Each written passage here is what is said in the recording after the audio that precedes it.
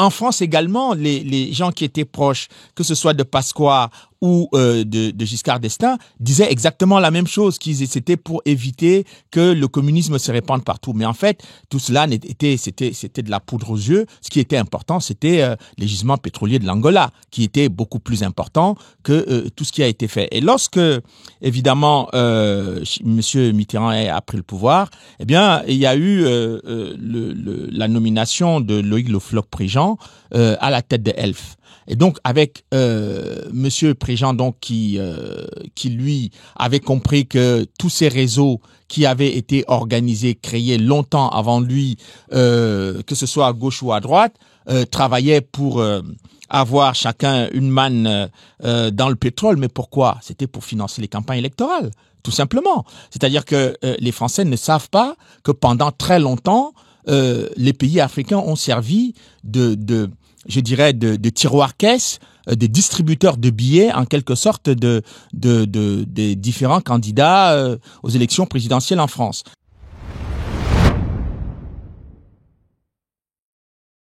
Bonjour et bienvenue sur Nexus, le seul magazine en kiosque qui dénonce la capture de l'État. N'hésitez pas à aller le trouver. Et on a aussi cette magnifique chaîne YouTube où aujourd'hui on parle de l'Afrique et des mensonges autour de ce qu'on nous raconte sur la géopolitique des pays africains. On est avec un invité aujourd'hui qui avait fait pas mal de bruit en décembre 2024 puisque il reprenait un problème qu'on connaît bien en France. C'était le génocide des Tutsis au Rwanda. Il a été embêté, visiblement, pour une affaire de guillemets. Aujourd'hui, on va aller mettre les pieds dans le plat on va parler de l'Angola, on va parler du Congo, on va parler de la Côte d'Ivoire, qui ont à chaque fois des histoires intéressantes, un dénominateur commun, qui est quels sont les intérêts de ressources humaines, de ressources financières et de ressources en minerais sur ces pays-là. Commençons avec le Rwanda, avec notre invité Charles Onana, qui, du coup, vous l'avez peut-être entendu parler. Vous en avez entendu parler l'année dernière, puisque juste avant l'invasion du Congo par le Rwanda, vous aviez été condamné pour avoir parlé sur ce sujet-là. Bonjour Charles. Bonjour, merci de m'avoir invité. Écoutez, tout va bien pour moi, parce que, évidemment... Pas contrarié. Pas contrarié du tout, parce que en fait, j'ai essayé de faire un travail intellectuel sérieux qui a pris beaucoup d'années et je suis arrivé à des conclusions qui étaient des conclusions objectives sur le plan scientifique et désagréables sur le plan politique. Et lorsque je dis désagréable, c'est que ceux qui avaient intérêt à mentir et à cacher la vérité se sont mobilisés pour me faire poursuivre devant les tribunaux français qui m'ont effectivement tranquillement condamné. Alors condamné, c'est grave, c'est condamné pour avoir eu des propos négationnistes sur le génocide des Tutsis au Rwanda. C'était sur un livre de 2019, Rwanda, l'opération turquoise. Finalement, vous êtes attaqué en 2023, condamné en 2024, et un mois après, tout ce que vous aviez dit se révèle. Oui, il faut jamais parler très tôt, il faut pas avoir raison très tôt, il faut pas dire la vérité très tôt. Bon, vous savez, je suis malheureux pour les Congolais dans cette histoire. Pourquoi? Parce que moi j'ai fait un livre sur l'opération turquoise. L'opération turquoise, c'est une opération multinationale qui avait été décidée par le Conseil de sécurité des Nations Unies qui avait donc c'était une force multinationale dont le commandement était français. Et l'initiative française avait été prise par le président Mitterrand qui voulait effectivement faire arrêter le génocide au Rwanda. Le problème, c'est qu'il y avait eu énormément de propagande dans cette affaire. La propagande venait essentiellement du Rwanda qui était soutenu par les États-Unis et la Grande-Bretagne. Et la France, donc la fin du mandat du président Mitterrand coïncidait avec la cohabitation, où le premier ministre de droite Balladur était à Matignon, et c'était très difficile d'avoir une vision cohérente et je dirais dynamique sur la politique étrangère de la France à ce moment-là, notamment sur le Rwanda. Donc les accusations contre la France ont été tellement fortes, tellement massive que essayer de chercher à comprendre l'articulation des faits paraissait quelque chose de totalement impossible. Et dans mon travail, qui a été un travail universitaire, je rappelle quand même que j'ai eu ma thèse de doctorat sur ce sujet avec félicitations du jury. Et j'avais un jury qui était un jury international. Il y avait un professeur américain, il y avait des grands professeurs français et un officier des casques bleus de l'ONU qui était dans mon jury de thèse. Donc, j'ai fait la démonstration implacable avec les cartes d'état-major, démontrant que le génocide qui a eu lieu au Rwanda était certes un fait politico-militaire rwandais, mais que derrière cela, il y avait un objectif, c'était d'envahir le Congo pour s'emparer de ses ressources minières. Et j'expliquais cela sur le fondement des archives du Conseil de sécurité que j'avais examiné, des milliers de documents que j'avais examinés. J'avais les archives de l'Élysée, j'avais les archives du Pentagone, j'avais les archives de la Maison-Blanche. J'ai apporté une multitude de pièces à conviction pour essayer d'examiner les faits tels qu'ils se sont produits. Et donc, qu'est-ce qui arrive? Qu'est-ce que je conclus? Vous étiez soutenu dans tous vos ouvrages au sujet du Rwanda par des anciens officiers français, il faut le rappeler. Non, il y a beaucoup d'anciens officiers français qui connaissaient les faits, qui m'ont soutenu, mais il n'y a pas que. Il y a eu l'ambassadeur belge, monsieur Johan Suinen, qui a vécu tous les événements au Rwanda. Il y avait le commandant des casques bleus, Luc Marchal, qui a d'ailleurs préfacé l'ouvrage. Il y a eu énormément de personnalités de différentes nationalités qui étaient impressionnées. J'ai quand même eu le soutien du prix Nobel de la paix congolais Denis Mukwege. J'ai eu le soutien deux prix Nobel de la paix, le prix Nobel de la paix espagnol qui était monsieur Pérez Esquivel, qui a dénoncer cette cabale contre moi en France. Donc, si vous voulez, moi, j'ai essayé de faire un travail en toute humilité, en essayant tout simplement de comprendre l'articulation des faits. Et de quoi s'agit-il? Il s'agit d'une attaque sur le plan militaire qui vise à prendre le pouvoir au Rwanda en 1994, soutenue par la rébellion dirigée par Paul Kagame à l'époque, laquelle rébellion est soutenue par le Pentagone, c'est-à-dire les États-Unis, et par la Grande-Bretagne. Kagame, qui est un Tutsi.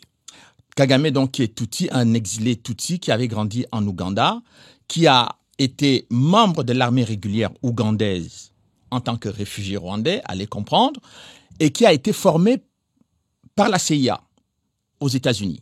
On a des preuves de ça aujourd'hui. Kagame a été... Mais c'est établi. Il y a des photos, il y a des éléments. J'ai eu à discuter avec des officiers américains qui ont confirmé, etc. Enfin, il n'y a pas de secret là-dessus. Bon, donc quand il arrive... Resituons juste, parce que c'est un sujet qui est encore méconnu par beaucoup de Français. Oui. Les Tutsis, donc, qui ont été la population qui a été victime du génocide dans les années 90. C'est la population Tutsi du Rwanda qui vivait au Rwanda. Voilà. Il y avait eu donc des exilés Tutsis qui, eux, avaient quitté le pays en 59 à la suite d'un changement de régime, parce qu'à l'époque, c'était des Tutsis qui gouvernaient avant 1959. Et en 1959, lorsque le pays décide d'accéder à l'indépendance, les Belges soutiennent donc la majorité Hutu, parce qu'il faut rappeler que les Hutus sont à ce moment-là majoritaires, c'est-à-dire 80% de la population. Les Tutsis sont minoritaires et il y a une minorité dans la minorité qu'on appelle les Twa, qui vont aussi être victimes de massacres en 1994.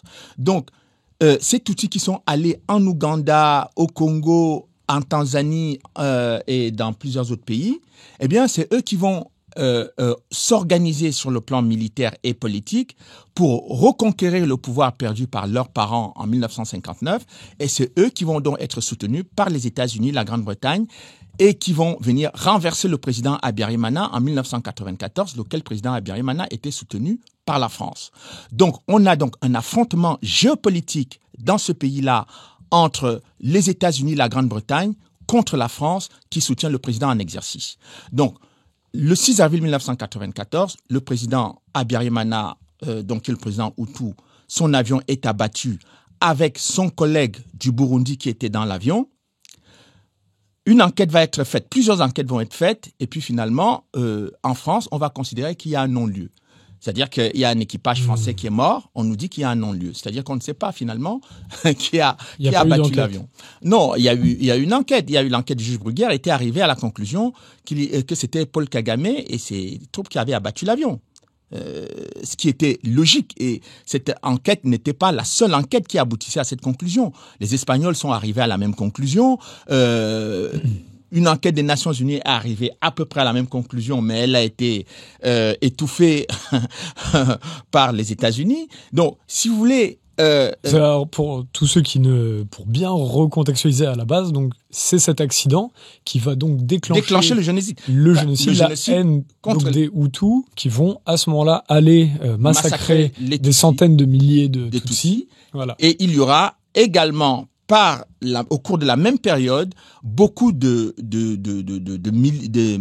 miliciens, enfin c'est ce qu'on a appelé l'armée du FPR, l'armée des Tutsis, qui va massacrer beaucoup de Hutus et de Tutsis, donc ce qui a été rédigé dans les rapports des Nations Unies. On parle d'un génocide à sens unique, mais là vous dites qu'il y a une guerre dans les deux sens. Non, je dis que c'est la guerre, c'est l'attentat de l'avion contre le président qui a déclenché le génocide, dont le génocide a lieu contre les Tutsis incontestablement. Il n'y a personne de sérieux qui contestait cela. Je l'ai dit et je l'ai répété dans l'ouvrage, malgré le fait qu'on a quand même condamné cet ouvrage.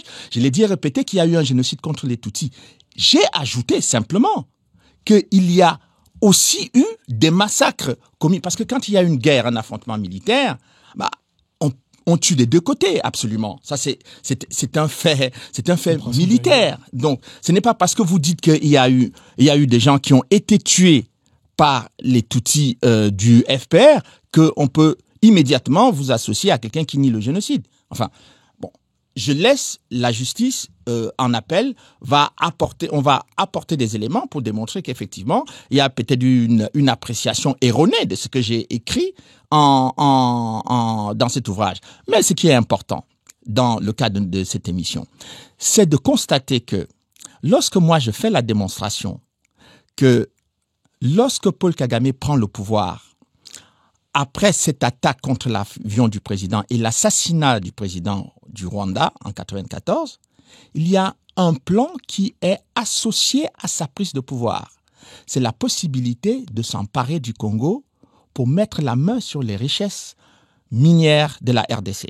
Alors, rappelons que le Congo est donc un immense pays par rapport au Rwanda, qui est un tout petit pays, qui est à l'est, qui est frontalier, qui touche le Congo et qui est juste à l'est. Exactement. Et ils vont se servir de cette proximité justement pour pouvoir... Donc, qu'est-ce qui se passe? Qu'est-ce que moi j'observe dans l'analyse stratégique sur le plan militaire? En utilisant plusieurs cartes d'état-major, c'est-à-dire les cartes militaires françaises, les cartes de la CIA, les cartes des Nations Unies, et y compris les cartes de l'état-major rwandais, parce que j'ai quand même eu des officiers rwandais qui m'ont communiqué les cartes de l'état-major de la rébellion de Paul Kagame. Donc, j'ai utilisé toutes ces cartes militaires pour analyser la façon dont le FPR a pris le pouvoir. Et je constate tout simplement que toutes les populations du Rwanda ont été déversées sur le territoire congolais.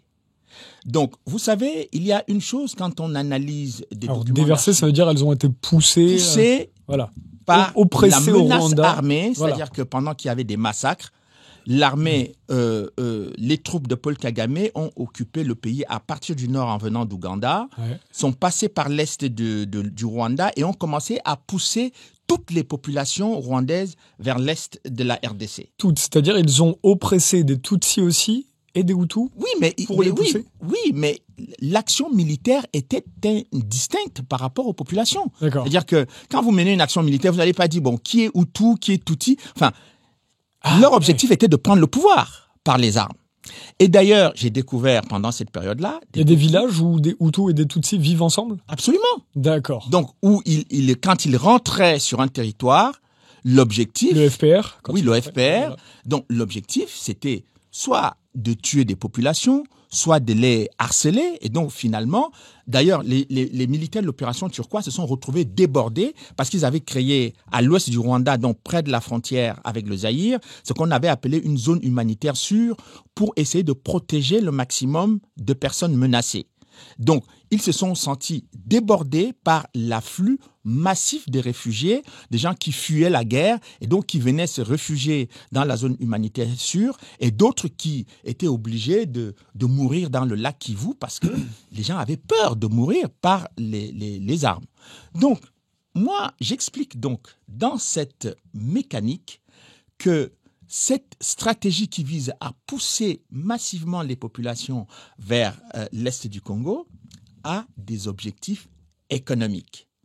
Et donc, c'est une analyse qui est totalement nouvelle et totalement imprévue dans le schéma des analyses qui ont été faites depuis 1994, parce que la plupart des organisations humanitaires et des organisations non gouvernementales disaient que, enfin, le Congo était victime d'un dégât collatéral du génocide Tutsi au Rwanda. Moi, j'ai dit non. Le Congo ce n'est pas un phénomène accidentel. C'est quelque chose d'organisé, de planifié. Et qu'est-ce qui va donc se passer? Il va donc se passer que dans cette démonstration, en 1997, Paul Kagame, associé à l'Ouganda, vont prendre les armes, organiser une milice armée pour aller renverser le président du Congo, RDC, en 1997, avec l'aide et le soutien logistique des Américains, des forces spéciales américaines. Et je dis cela en m'appuyant sur les documents du Pentagone, c'est-à-dire des documents du ministère de la Défense des États-Unis. Et en cela, j'apporte d'autres éléments qui sont les documents d'archives de la Maison-Blanche sous le président Clinton. Donc, dans tout ce que je dis dans cet ouvrage, tout est sourcé, tout est précis, tout est documenté. Et vous n'avez jamais été attaqué sur ces points-là? Non, non seulement je n'ai pas été attaqué sur ces points, mais mieux que cela, bon, on ne m'a même pas attaqué sur le sujet du livre. C'est-à-dire que qui étaient les accusations portées contre l'opération turquoise. Et je vais vous donner des éléments. Est-ce que ça aurait été... En fait, on se dit à rebours, pour avoir suivi l'affaire, et ça aurait été trop compliqué de dire Charles Onana est attaqué pour avoir démenti le discours narratif politique de l'époque. Par contre, là... Il n'y avait pas de preuve. On ne pouvait pas apporter la moindre preuve. Voilà. En ayant pris l'extrait sur lequel vous avez été attaqué pour cette histoire de guillemets, on met condamné pour négationnisme. Ben oui, parce que ça, c'est plus facile. C'est facile et puis ça vous discrédite ou ça jette le discrédit sur votre travail. Et c'était l'objectif. L'objectif n'était pas de savoir si ce que je dis est exactement ce que dit l'accusation. L'objectif, c'était d'utiliser en quelque sorte la justice parce que intellectuellement, il est impossible de démonter mon travail. J'ai dit intellectuellement, il est impossible de démonter mon travail. Donc, il a fallu qu'on utilise la justice parce que quand on dit que vous êtes condamné, mais en général, les gens ne cherchent même pas à lire votre livre. Mais déjà, en général, ils ne cherchent pas à lire sur... Bon, on ne cherche pas à lire. On se dit, bon, il a été condamné, donc il a dit n'importe quoi. Donc, il a écrit n'importe quoi. Sauf que la même justice française, deux juridictions distinctes, ont confirmé mon travail. Le tribunal de première instance a confirmé, après 18 ans d'instruction, que les militaires de l'opération turquoise n'ont jamais commis le génocide au Rwanda, n'ont jamais participé au génocide. C'était exactement la conclusion de ma thèse de doctorat. Deuxième, alors, ils sont allés en appel. Le tribunal la cour d'appel a confirmé le jugement de première instance. Donc, les juges d'instruction dans ce dossier ont travaillé pendant 18 ans. Moi, j'ai travaillé pendant presque 20 ans et je suis en 2017, j'arrive à cette conclusion. On me condamne avant, en 2024, comme vous avez dit, mais sauf que ce que j'ai dit sur l'occupation du Zaïre par le Rwanda, l'occupation du Zaïre, vous avez regardé, elle arrive quand? L'occupation celle de 97 Congo. Ah non, du Congo cette année. Oui. C'est en janvier 2025, un mois après. Voilà. C'est même pas, c'est vers le 9 janvier. Combien de temps après ma condamnation? 30 jours. Donc, vous voyez qu'on est dans une affaire qui est une affaire politique. Et lors de mon procès, j'avais dit que j'étais face à un procès politique. Ça me fait beaucoup de peine pour les Congolais parce que je leur ai dit que votre pays allait être occupé. Alors, parce que ça, c'est marqué dans le livre, c'est dit, on va prendre Goma, le gouvernement de Kennedy. J'avais dit que le Congo était victime d'une invasion masquée. C'est-à-dire qu'on a utilisé des réfugiés rwandais massivement sur le territoire congolais. Beaucoup de ces réfugiés sont morts. D'autres ont vécu des situations humainement dramatiques parce qu'ils ont marché sur des milliers et des milliers de kilomètres pendant 1 mois, 2 mois. D'autres sont morts. Il y avait des gosses qui faisaient 5, 6, 7 ans qui marchaient pendant cette période-là. Donc tout cela a été fait parce qu'on voulait s'emparer des ressources minières de la RDC, donc le coltan, qui aujourd'hui sert à la fabrication des téléphones portables, de nos ordinateurs, etc. Voilà l'élément central que j'ai mis en avant avant que les gens comprennent ce qui est en train de se passer. Et aujourd'hui que tout cela est évident, évidemment, tout le monde est mal à l'aise. Il n'y a personne qui peut dire que, mais en fait, M. Nana, il avait prévu ça, il a écrit et c'est arrivé finalement. Il y a eu des excuses qui vous sont arrivées 1 mois, 2 mois après votre condamnation. Est-ce que vous avez eu des contacts là-dessus ? Non, il y a simplement eu un certain nombre de responsables congolais qui m'ont appelé en me disant « Monsieur Nana, on regrette de ne vous avoir pas suffisamment écouté. » Même eux ne vous ont pas écouté au Congo ? Ils ne m'ont pas beaucoup écouté parce que je pense qu'ils ne croyaient pas que la communauté internationale allait laisser faire. Pourtant, en 97, il y avait déjà eu ce coup d'État. Bien sûr, vous savez, le problème en Afrique, c'est que les gens ne prennent pas toujours beaucoup de choses au sérieux. Quand je le dis, mais je le dis, mais vraiment sans dire que les Africains ne comprennent pas. C'est pas ce que je veux dire. C'est peut-être parce que les Africains ont tendance à croire que la communauté internationale peut empêcher qu'il leur arrive des misères. Je crois que quand on voit ce qui arrive à la Russie, qui est une grande puissance, avec droit de veto au Conseil de sécurité, les gens peuvent commencer maintenant à réfléchir, à se dire, mais peut-être que si on est capable de faire ça aux Russes, qui ont les moyens militaires, qui ont droit de veto, qui sont une puissance économique et politique, un petit pays africain, on peut violer le droit international là-bas, mais sans que personne ne trouve quelque chose à redire. Et le problème, c'est que quand ça concerne... Si ça concerne 3-4 personnes, on peut considérer... Mais là, ça concerne des millions de personnes. Et on a exterminé au Congo, au bas mot, M. Boulos, l'envoyé spécial de M. Trump, il reconnaît entre 6 et 8 millions. Donc, le président de la République du Congo dit 10 millions. Et depuis 1994, on a cessé de tuer les Congolais tous les jours dans leur pays. Donc, vous vous imaginez combien de gens on a tués, combien de milliers de... Le docteur Mukwege a évalué les viols de femmes à 500 000 femmes violées. Mais où est partie notre humanité dans ce dossier ? Vous avez sorti un livre, Holocauste au Congo. Oui, mais bien sûr, évidemment, quand j'ai publié ce livre-là, les gens ont peut-être pensé que j'avais exagéré. Mais le président Tshisekedi, qu'est-ce qu'il vient de demander aux Nations Unies il y a quelques jours ? Il a demandé la reconnaissance du génocide congolais, qu'on reconnaisse que le Congo est victime d'une extermination programmée de ses populations à l'Est pour s'emparer des ressources minières. C'est ça la question. Mais les gens ont tellement honte, je pense, au niveau international.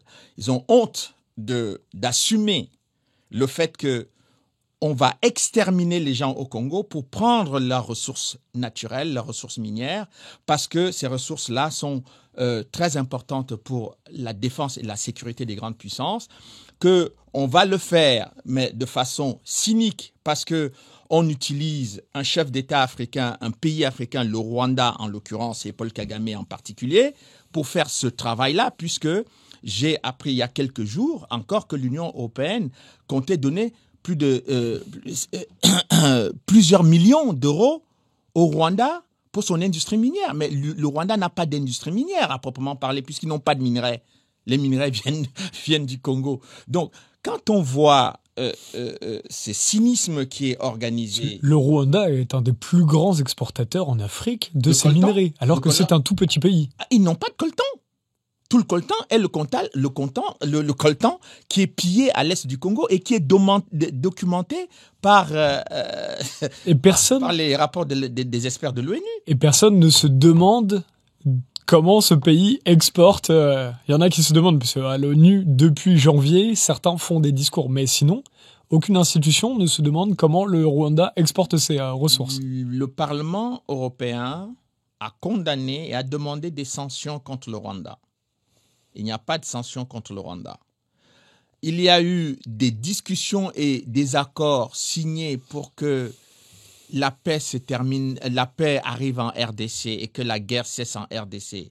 À aucun moment, le Rwanda n'est cité comme agresseur de la RDC, alors que les sénateurs, les membres du Congrès américain ont écrit très clairement, depuis le dernier gouvernement de M. Biden, ont écrit que le Rwanda a violé le droit international en RDC, a violé le droit international humanitaire, a violé le droit international tout court. Donc, on est devant une situation, mais complètement inique par rapport au Congo, un mépris des victimes congolaises qui est quelque chose de totalement effrayant. Et pour les étudiants en relations internationales qui s'intéressent ou qui pourraient s'intéresser au Congo, je leur dirais, travaillez sur le Congo, vous aurez appris, vous aurez l'équivalent de... Moi, j'ai l'équivalent de 10 doctorats sur les relations internationales en travaillant sur la RDC uniquement. Parce que dans ce pays, vous comprenez tous les enjeux du monde entier. Et c'est ça qui est... Enfin, j'ai eu tort de le faire, et c'est pour cette raison que j'ai été poursuivi et condamné. C'est tout. Et d'ailleurs, sur ces condamnations, vous n'avez aucun conflit d'intérêt ou Non, je ne suis pas congolais, je ne suis pas rwandais. Vous êtes d'origine camerounaise. Mais oui, je suis d'origine camerounaise, donc je n'ai absolument rien à faire avec cette histoire. C'est-à-dire que j'aurais dû passer comme beaucoup de gens passent en regardant comme ça, en se disant, bon, il y a beaucoup de gens qui sont tués là-bas. Mais je me suis dit... Qu'est-ce qui vous a intéressé ? Mais c'est d'abord, enfin, je suis parti du fait qu'il y avait 2 chefs d'État africains qui avaient été tués dans un attentat et que personne ne voulait en parler. Je ne comprenais pas pourquoi. Et je me disais, mais si on se souvient à l'époque, hein, lorsque le Premier ministre du Liban, M. Rafik Hariri, avait été tué, il y a eu une commission d'enquête de l'ONU. Tout le monde s'est mobilisé, le monde entier, la France, etc. Mais là, il y avait 2 chefs d'État et un équipage français, et même en France, on ne voulait pas en parler. C'est comme ça que ma curiosité intellectuelle est venue de là, en me disant, mais comment est-ce possible cela? Et donc, on constate aujourd'hui que on ne veut pas aller loin dans cette histoire. C'est-à-dire qu'on peut tuer des millions de gens sur ce qui se passe en RDC, mais il ne faut surtout pas trop en parler. Et quand vous faites l'erreur de non seulement d'en parler, mais d'expliquer ce qu'il y a derrière ça, comme je l'ai fait, ben non, vous devenez quelqu'un de dangereux. Enfin, c'est ça l'enjeu de mon affaire. Le fait de vous avoir condamné, ça leur a donné la légitimité pour soutenir le M23 pour le Rwanda et attaquer allègrement le Kivu, Kivu dans l'est du Congo, qui est extrêmement riche en minerais, justement. Ça, c'est des questions auxquelles on n'aura pas la réponse. Je pense que les faits parlent d'eux-mêmes. C'est-à-dire que le fait que, je venais de le dire, hein, tout le monde dit, les rapports des experts de l'ONU, mais il y en a une pile depuis 2002. Depuis 2002. Qui parle du pillage des ressources du Congo. Le Congo est un pays immensément riche. Mais on a parlé de scandale géologique. Il y a trop de minerais dans ce pays. Tout le monde a besoin de ces minerais. La Chine, la France, les États-Unis, le Royaume-Uni, tout le monde. La Russie, tout le monde. Mais tout le monde s'est donné rendez-vous en RDC. Mais le problème, c'est que, comme dans les autres pays africains, on aura peut-être l'occasion de parler du Sahel tout à l'heure, mais ce sont les ressources qui font, pour utiliser un terme trivial, qui font baver tout le monde entier sur l'Afrique. C'est pas tout ce qu'on raconte là. Et donc, je pense que quand vous commencez à faire de la recherche sur le plan géopolitique et que vous essayez de comprendre les enjeux qu'il y a derrière les écrans de télévision, ce qu'on ne vous dit pas. Donc, on vous dit la lutte contre le terrorisme, etc. On aura l'occasion d'en parler. Mais on vous dit, parce qu'il y a des djihadistes ici et là, mais enfin, est-ce que c'est ça qui peut vraiment mobiliser l'armée américaine, les troupes françaises, simplement pour aller poursuivre des gens qui vont en moto dans le désert. C'est pas crédible comme argument. Et le problème, c'est que moi, j'essaye d'amener les uns et les autres à aborder les vraies questions. On peut les aborder très calmement. Ce n'est pas parce qu'on les aborde calmement et on essaye de voir en quoi est-ce que ces éléments sont pertinents sur les faits qui sont incriminés. Mais tant qu'on ne veut pas prendre les faits et les éléments qui sont les éléments les plus pertinents, on va continuer à mentir aux Français, à mentir aux Africains, à mentir aux Américains, à mentir à tout le monde. C'est intéressant ça. Alors, je sais pas si on pourrait l'afficher cet article dans au montage là. C'est Rwanda, c'est sur Reporters sans frontières. Reporters sans frontières alerte sur le bilan dramatique en matière de liberté de la presse de Paul Kagame qui brigue un nouveau mandat depuis les années 2000. Si on va en dessous de l'article, pour ceux qui peuvent le retrouver, c'est sur rsf.org. 3 journalistes sont morts depuis le début de la présidence de Kagame. En janvier 2023, notamment le rédacteur en chef du site d'information critique The Chronicles, John Ntewali, meurt, lui, dans des circonstances troubles, alors que les rapports officiels évoquent un accident de moto. C'était très intéressant, puisqu'il y avait aussi un journaliste, je ne sais plus de quelle chaîne, qui arrive et qui fait un entretien sur YouTube que vous pouvez retrouver, qui date de cette période-là, 2023 ou 2024, de Paul Kagame. Et le journaliste lui demande, mais qu'est-ce que vous pensez, vous, de ces journalistes qui meurent au Rwanda? Et Paul Kagame dit, non, mais si vous voulez, il ne faut pas s'attarder sur certains détails de la vie. Oui. C'est extrêmement intéressant.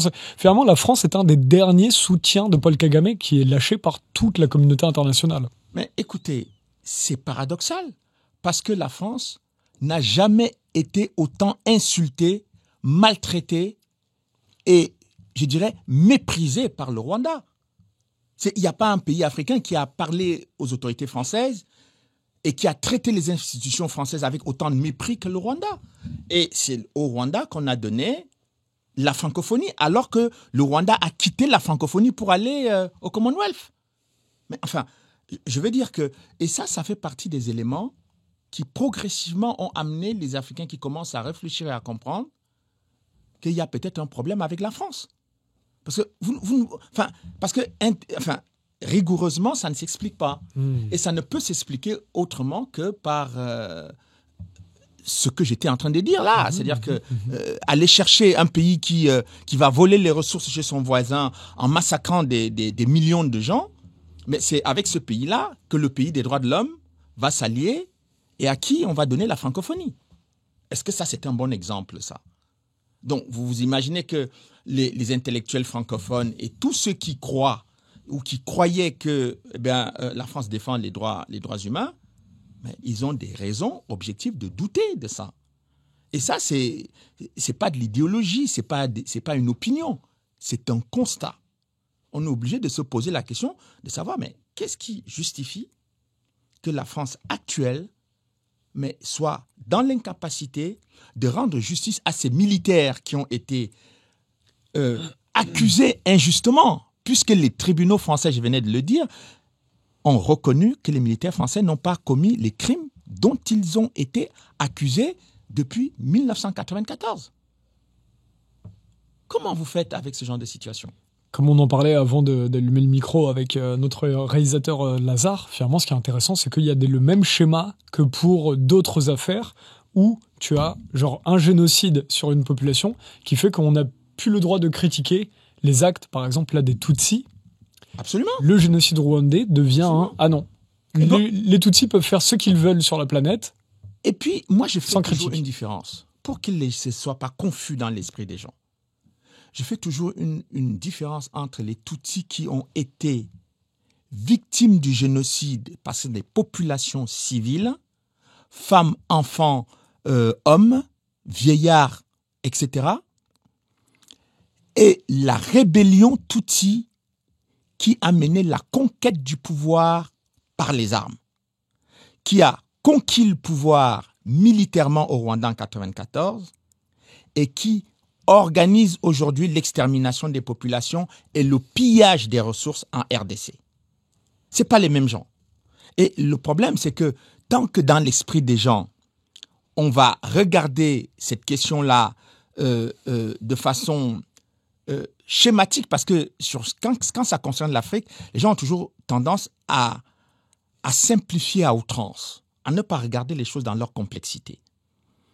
Il y a une différence, je le répète, entre les civils Tutsis victimes du génocide en 1994 au Rwanda, qui étaient des populations civiles qui vivaient paisiblement dans ce pays-là, et la rébellion Tutsi qui a été organisée en Ouganda par Paul Kagame pour la conquête militaire et politique du pouvoir au Rwanda, qui a renversé le président Habyarimana et qui a organisé en 1997 la chute du maréchal du président Mobutu au Congo, avant d'établir l'invasion militaire du Congo, le pillage des ressources et l'extermination des populations sur le territoire congolais. Je pense que si on comprend ça, on ne va pas dire Tutsi égale Paul Kagame et les victimes Tutsi. Non, je ne fais pas cet amalgame. On a bien compris. Je les distingue très clairement et c'est le fait peut-être de les distinguer très clairement qui a amené les juges qui n'ont pas peut-être voulu chercher à trop comprendre, à me condamner. Parce qu'ils pensaient que je parlais de tout le monde. Non, j'ai une distinction très claire entre une force qui mène une guerre, la guerre c'est contre des humains, qui mènent une guerre pour prendre le pouvoir, et des gens qui sont sur le territoire, qui vaquent à leurs occupations et qui sont exterminés. Il y a vraiment une différence. Et je pense que n'importe quel citoyen de bon sens peut faire cette distinction. Qu'est-ce que vous pensez des juges là-dessus ? Parce que sur ces institutions, on imagine quand même une certaine écoute. J'étais plusieurs fois au tribunal, j'ai vu que les juges dans ce type d'affaires écoutent les deux camps, s'intéressent au sujet, comprennent parfois la complexité. Qu'est-ce qu'il s'est passé là quel regard vous avez vous sur votre affaire ? Dans mon dossier, dans votre cas, ouais. Tous les témoins que nous avons fait venir à la barre ils ont été à peine écoutés, puisque dans le jugement, ça ne ressort pas. C'est-à-dire que si vous lisez mon jugement, vous ne pouvez pas savoir ce que les militaires, les diplomates qui ont vécu 5 ans au Rwanda, ce qu'ils ont dit, ça n'apparaît pas dans le jugement. Ça n'apparaît pas derrière. C'est comme s'ils ne sont pas venus.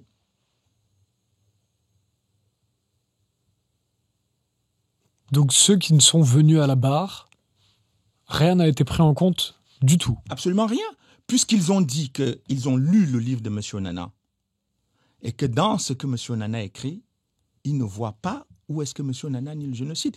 C'est écrit que je ne nie pas. Ils ont dit, M. Onana a mis les guillemets sur le mot génocide.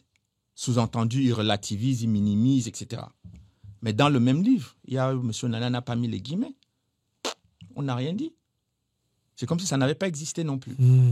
Donc, vous voyez, le sentiment que moi j'ai eu, et je ne suis pas le seul à avoir eu ce sentiment, mes avocats ils l'ont eu également, c'est qu'on n'était pas dans un conflit, on n'était pas dans une affaire banale de droit de la presse. On était dans une affaire où il y avait de très fortes influences sur le plan politique. Quand je le dis tranquillement parce que la semaine où avait lieu mon procès, Paul Kagame a fait une visite en France. Je ne veux pas dire que cette visite a eu un impact sur mon procès. Non, on peut se poser des questions. Il y a des conditions qui font qu'une affaire cesse d'être banale. Voyez. Un bon journaliste a plus de questions que de réponses parfois. Pour l'instant, je me pose beaucoup de questions. Et parlons un petit mot sur le traitement de l'information avant qu'on aille sur toutes les autres affaires dont il faut parler, parce qu'il faut qu'on prenne le temps de parler aussi de l'Angola, de la Côte d'Ivoire.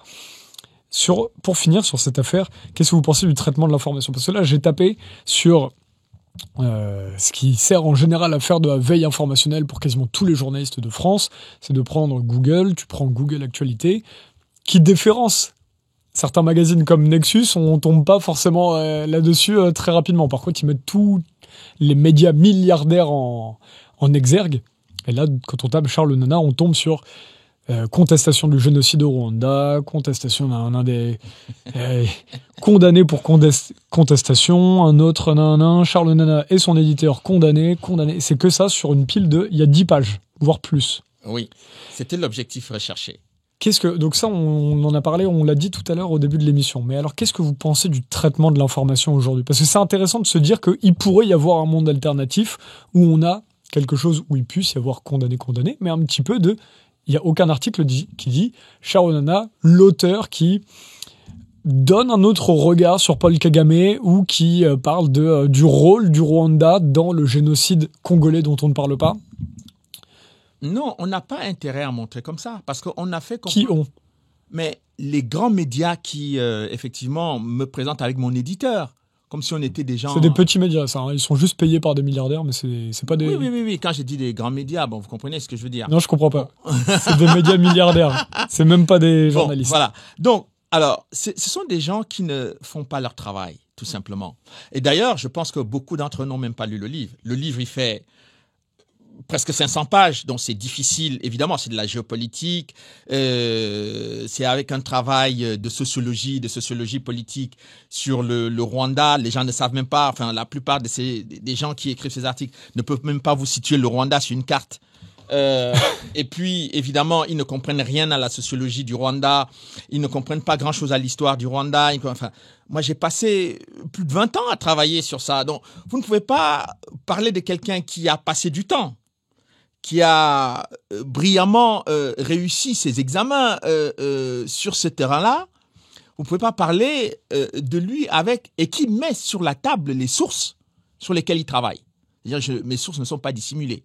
Je mets les gens que j'ai consultés. J'ai rencontré le procureur Carla Del Ponte au tribunal pénal international pour le Rwanda, le représentant spécial du secrétaire général de l'ONU qui était sur place. Je me suis d'abord informé auprès des gens qui avaient autorité. Et donc, autour desquels on ne peut pas apporter la moindre contestation qu'ils étaient au cœur des événements. La deuxième chose, j'ai élargi mon travail de recherche à la documentation ou à la documentation la plus difficile d'accès pour les chercheurs. C'est-à-dire que quand vous travaillez sur des documents confidentiels, vous travaillez sur des documents qui sont des documents disponibles également, mais vous avez des archives privées, etc. Toute une foule de documents, y compris des documents non déclassifiés. Quand vous travaillez sur tous ces documents-là et que vous avez toutes ces sources-là, enfin, quelqu'un ne peut pas venir faire un article sur vous avec deux phrases en disant que vous avez été condamné, etc. Enfin, sans avoir même lu le livre. Donc, je pense que ce sont des gens qui ne font pas leur travail correctement. Et c'est probablement pourquoi les chaînes comme les vôtres et d'autres de plus en plus prennent de l'importance. Donc, ce n'est pas un phénomène de hasard. Ce n'est pas anecdotique. C'est qu'il y a un mal profond. Moi qui ai travaillé avec quelqu'un comme Pierre Péan pendant des années, on a eu souvent le temps de discuter. Pierre Péan me disait souvent, si j'arrive à faire des livres qui marchent, c'est parce que les journalistes qui sont supposés travailler sur ces sujets ne font pas leur travail. Donc, ça signifie que quand il sort des informations sur un certain nombre de sujets, sur un certain nombre de dossiers, ça signifie qu'il a pris beaucoup de temps. Et en général, il prenait 1 an, etc., pour faire un travail de recherche. Donc, quand vous prenez 6 mois, moi, je prends beaucoup de temps pour... et je me souviens, un jour, j'ai appelé Pierre Péan, je lui dis, mais j'ai envie de vérifier une information. Il a éclaté de rire, il me dit, mais... Charles, il n'y a plus personne qui vérifie les informations. Donc, c'est pour dire... T'es démodé, Charles. Oui, il me trouvait un peu ringard. Il me dit, mais tu vérifies, tu recoupes. Mais ça ne se fait plus. Les gens, ils vont sur... Donc, évidemment, si quelqu'un va sur ma page Wikipédia, mais il va dire quel horrible personnage. Oui, c'est pareil pour Nexus, François. Mais d'ailleurs, j'ai un de mes enfants qui a été allé sur ma page Wikipédia pour essayer d'apporter des éléments de précision. Mais c'était pas pour donner une opinion, mais c'était pour apporter des faits sur des choses qui étaient fausses. Il Mais voulait il y avait rajouter... quelqu'un, oui, mais apporte une précision. Il y avait quelqu'un qui annulait, mais systématiquement. Ouais. Donc, je me suis dit, mais il est C'est ce qu'ils font. Il était démoralisé. Il me dit, mais papa, mais c'est pas possible. On peut pas apporter des précisions sur ça. Mais je lui ai dit, mais tu perds ton temps, en fait. Moi, j'ai des gens qui travaillent pour moi sans être rémunérés. C'est-à-dire les gens qui travaillent 24 heures sur 24 sur ma page Wikipédia, alors que je ne leur donne pas de l'argent, moi. mais en fait, ils travaillent pour saboter votre image. Mais en fait, moi, ça ne me dit absolument rien, cet acharnement ou ce type de... Mais en fait, ce sont les faits qui confortent mon travail. Et à chaque fois que des éléments comme ce qui est arrivé avec les tribunaux français qui ont deux juridictions qui reconnaissent que mon travail est implacable, écoutez, c'est ma plus grande fierté. Deuxièmement, quand j'annonce que le Congo va être pris, l'Est du Congo sera pris par les troupes rwandaises, Goma tombe avec les troupes rwandaises, c'est ma fierté, entre guillemets. Mais là, ce n'est pas du tout une fierté pour moi, dans la mesure où je ne souhaitais pas que cela arrive. C'est pour cela que je l'ai dit avant. Si je l'ai dit avant, c'était pour que les autorités congolaises puissent prendre conscience du danger et de la menace qui était forte contre leur pays. Malheureusement, ils n'ont pas pris toutes les dispositions nécessaires pour éviter que ça arrive. Mais aussi, il faut rappeler aussi à leur décharge que l'Union européenne avait déjà fait un peu le sale boulot, entre guillemets, il y a quelques années, c'est-à-dire en 2005-2006. Il y a eu ce qu'ils ont appelé le processus de mixage, où ils ont pris des éléments de la rébellion qu'ils ont mis dans les forces armées congolaises, ce qui a contribué à affaiblir, à fragiliser les forces armées congolaises, au point qu'elles n'ont pas été en capacité de défendre solidement leur territoire lorsque les troupes rwandaises sont venues pour prendre Goma. Passionnant. On pourrait parler du Rwanda pendant des heures. Il y a d'autres sujets à traiter. Allons sur les autres sujets. Juste avant, comment est-ce que justement vous gardez cette force? Vous, par exemple, ici, on côtoie, nous, on envoie des mails à beaucoup d'enseignants-chercheurs qui, on voit qu'ils sont tièdes pour aller sur certains sujets qui pourraient leur valoir les mêmes problèmes que ce que vous avez eu. Qu'est-ce qui vous donne la force? Y compris les menaces de mort, d'ailleurs, hein? Menaces de mort? Parce que j'ai quand même déposé une plainte devant auprès du procureur de la République en France, qui est jusqu'à présent sans suite, suite à des menaces de mort proférées directement par M. Paul Kagame publiquement contre moi. Contre vous, oui, directement. Oui, bien sûr. C'est des menaces publiques, des menaces de mort publiques. Qu'est-ce qui vous pousse en général à continuer ce que vous faites avec l'éthique avec laquelle vous le faites? Mais parce que humainement, je pense que c'est le minimum qu'on peut faire sur Terre. Comment pouvez-vous rester silencieux quand on tue autant d'enfants, autant de bébés en République démocratique du Congo? Ça peut être en Ukraine, ça peut être en Russie, ça peut être, je ne sais pas, dans n'importe quel pays. À Gaza, en Israël, etc. Vous ne pouvez pas rester indifférent. Mais la deuxième chose, quand vous comprenez intellectuellement ce qui se passe, qu'est-ce que vous faites avec les éléments que vous découvrez quand vous faites des recherches? Vous les rendez publics ou vous ne les rendez pas publics? Qu'est-ce que vous faites? Il y en a beaucoup aujourd'hui qui s'abstiennent justement de parler. Parce qu'on a peur. Sujets. Parce qu'on est rongé par la peur. Mais je crois que je ne suis pas seul à le penser. La peur n'est pas bonne conseillère.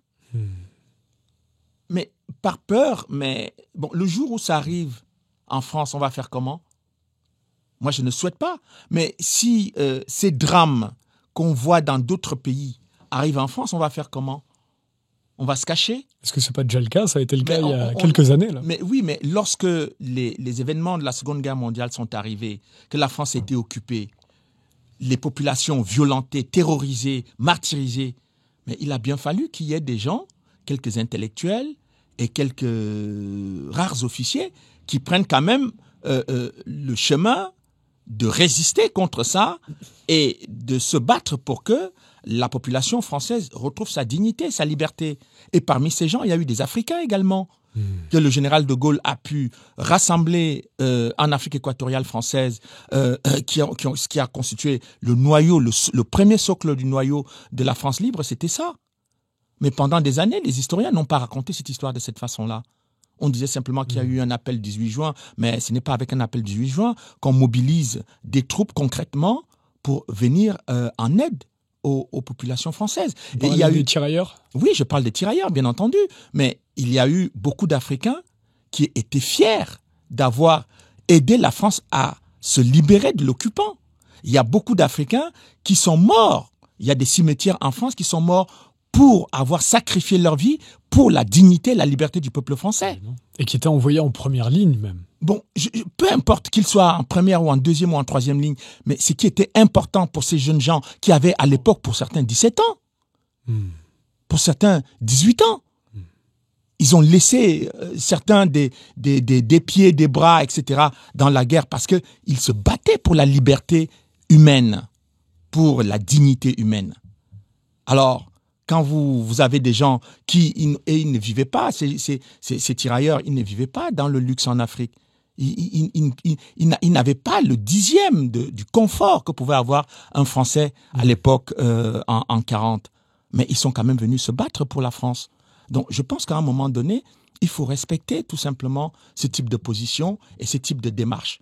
Je respecte ces gens-là, je respecte au même titre que je respecte les Français qui, pendant l'occupation, ont dû créer des maquis pour essayer de redresser la tête, de ne pas rester sous le joug de l'occupant nazi qui avait décidé de chosifier en quelque sorte l'être humain. Et donc, je pense que quand on est dans cette démarche-là, eh bien, c'est un peu cette humanité qui commence un peu à nous manquer. Et c'est pour cela que moi, pour répondre très clairement à votre question, mais moi, je ne peux pas, en tant que chercheur, je suis sur mon territoire, là. Le territoire de la recherche, c'est le mien. Moi, je ne cherche pas à aller vendre des patates ou, je ne sais pas, aller faire autre chose. Ce que je sais faire, le mieux, c'est de réfléchir, c'est de chercher.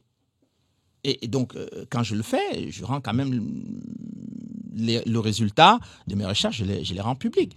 Et je pense que je n'ai pas de mérite particulier à faire ça. Je pense tout simplement que c'est naturel, c'est humain de faire ça. Il y a quelqu'un qui m'a dit la dernière fois, je ne peux pas dire qui c'était, mais qui se bat pareil de la même manière. Je lui rends service et je lui dis c'est normal. Il me dit merci, je lui dis c'est normal. Il me dit aujourd'hui la normalité a été déplacée dans son curseur. C'est très intéressant puisque aujourd'hui justement, il n'est plus de temps normal de ne pas céder à la peur. Ça n'est plus commun. Oui, bien sûr. Je le sais, je suis très bien placé pour le savoir. Il est plus facile d'avoir peur et de critiquer ou d'attaquer quelqu'un que tout le monde attaque que d'attaquer ceux qui attaquent et qui ont tort. Passionnant. Passons sur le sujet du nouveau livre. Puisque vous n'avez tellement pas peur, justement, que vous sortez on aurait pu se dire que ces affaires vous auraient coupé la production intellectuelle, mais pas du tout. Vous revenez avec le 8 octobre, avec Quand l'Afrique bascule, pourquoi les Africains rejettent la France et l'Occident. J'en profite juste avant qu'on en parle. On doit se mettre en avant puisque nous aussi, notre seul moyen de survie, on n'a pas de milliardaires, nous, qui nous suivent. Donc n'hésitez pas à trouver le dernier magazine Nexus en kiosque. Il est beau, il est magnifique et le grand dossier sur l'eau est incroyable. Donc n'hésitez pas à le trouver en kiosque ou vous le commandez sur nexus.fr. Plus vous êtes d'abonnés, plus nous, on peut faire de tirages et en mettre un petit peu partout.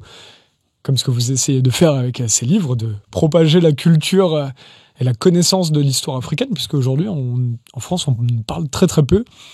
Et surtout, on en parle sur des petites périodes, comme par exemple, on parlait hors micro de ce qui s'est passé en Côte d'Ivoire. On en parle quand on a peu d'informations, finalement, au début des années 2000. Et ensuite, on n'en parle plus au moment où on a toutes les infos et qu'enfin, on peut relier tous les points. C'est ça qui est passionnant. Absolument. Comment est-ce qu'on peut lire aujourd'hui, selon vous, comment est-ce qu'on peut comprendre les dénominateurs communs des pays africains aujourd'hui ? Alors, le grand problème des pays africains, c'est leurs ressources naturelles.